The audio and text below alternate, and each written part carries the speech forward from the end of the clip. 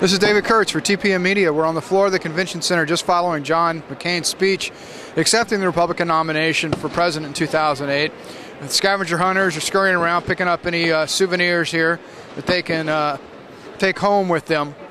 The campaign strategy that's emerged this week became sort of its full fruition tonight as McCain really hit hard on his biography in a very emotional, very direct way.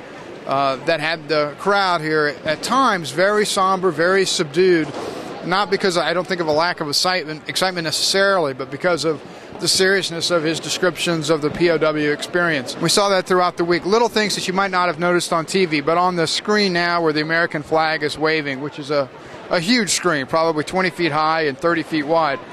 Throughout the convention week, there have been various very nostalgic images playing on that screen, sort of like postcards from across America, landscapes and symbols and whatnot, all of which I think are designed to harken back to an earlier time, a simpler time that McCain is trying to convey he can relate to and establish really firmly with voters, especially with Republican voters or Republican-leaning voters, that they can trust him.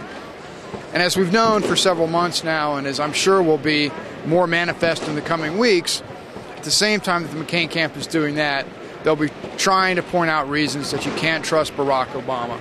And I think that the biography was the theme here this week and really locking that down. As I said, the crowd was subdued for some of the evening, but at the end, there was a great deal of applause and excitement as the balloons came down and the crowd was really energized. That being said, there were still, and I just don't get this, there were still seats in the upper sections of the arena that were not full at the time. The arena's cleared out now, but it would seem to me that the McCain campaign would have done whatever it took to make sure they bust in people to fill up the arena for this speech. And I don't know if that was a lack of planning or coordination or a lack of enthusiasm that accounts for that. In any event, that's the latest here from the last night of the Republican convention.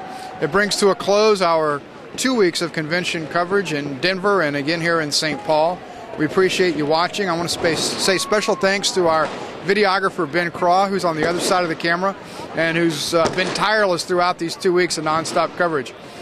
This is David Kurtz for TPM Media, reporting from St. Paul.